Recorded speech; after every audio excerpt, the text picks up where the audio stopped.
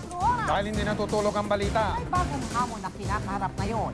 Si dating Pangulong Corazon Aquino ang pakikipaglaban sa sakit na colon cancer. Ayon po sa pamilya Aquino, matatag at determinadong lumaban ang dating Pangulo. Humihingi po ng panalangin at ng tinatawag na privacy ang pamilya Aquino. Nakatutok si Jessica Soho.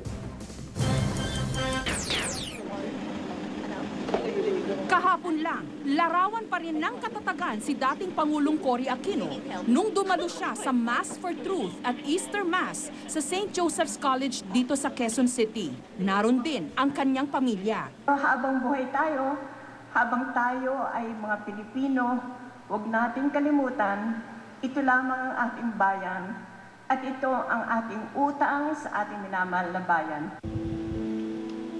Kanina ang nakagugulat na balita mula mismo sa kanyang mga anak na sina Senator Noynoy Aquino at si Chris. Our mother had suffered from an episode of high blood pressure and difficulty in breathing, followed by fever during the week in between Christmas and New Year. Since that time, we all became concerned because of her persistent cough, loss of appetite, and her noticeable weight loss. Our mom wanted to know what was wrong with her, and with her family by her side, she submitted herself to a checkup and several tests. The results show that our mother is suffering from cancer of the colon. Nagpasya ang pamilya na ipaalam sa publiko ang sakit ni Pangulong Aquino upang matigil na raw ang mga espekulasyon at upang hilingin na rin na respetuhin ng media ang pinagdadaanan nilang krisis. Ang pamilya po namin ay kagaya lamang ng sa inyo. Mahal na mahal po namin ang nanay namin at handa po kaming magbigay ng suporta, lakas at pagkalinga sa oras ng kanyang matinding pagsubok. Alam din po namin na ang buhay ng aming pamilya ay bahagi na ng kasaysayan ng ating bayan. Desisyon po ng nanay namin na mag-release kami ng statement para po maunawaan ng lahat ang kanyang kasalukuyang kalagayan. Nakikiusap po kami na sana maintindihan ninyo na kailangan po ng aming ina, kagaya ng lahat ng pasyenteng nagpapagaling, ng panahon po ng katahimikan. Matapos nilang basahin ang statement, nagpaunlak si Noynoy at Chris ng isang sit-down interview. At doon, ibinahagi nila sa akin ang kanilang mga saloobin. Anong sinasabi niya sa inyo about how she's taking it? Did she ever parang reveal to you kung ano, what's going on in her heart, in her mind? From the time na sinabi sa kanya na she has it. Paulit-ulit, Jessica, na I leave everything to God. Yun parating sinasabi niya. And then, ilan times niyang sinabi sa amin na, I'm 75 years old. What more do I want?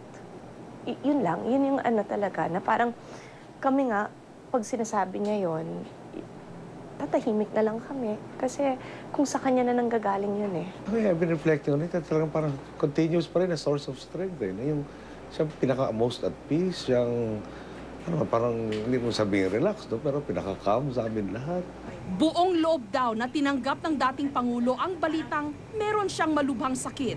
Matatag daw ito at determinadong lumaban. Gayunpaman, hindi ito madali, lalo na sa kanyang mga anak. What's the hardest thing to accept about this? That she'll suffer. I think, kahit sinong anak, ayaw mong makitang nahihirapan ng nanay mo. Yung parang sabi ko, alam ko, ang daming pamilya pinagdaanan na rin ito, pero pag sa'yo na, yung nakikita mo talaga na humihina or nahihirapan, hindi mo nang pwedeng sabihin na, sana pasa mo na lang sa akin kasi mas kaya ko, mas bata ako. Yung ganon, yung parang... And also, I think the hardest, seeing her try to fight it. Kasi the struggle, Jessica. Kwento ni Chris na sa puntong ito, lahat silang magkakapatid kasama ang kanilang mga anak, nagsusumikap na punan ng bawat sandali ng kanilang ina ng magagandang mga alaala. She just told me na kailangan mag-prepare kahit maliit lang daw na party for baby James for his first birthday next month.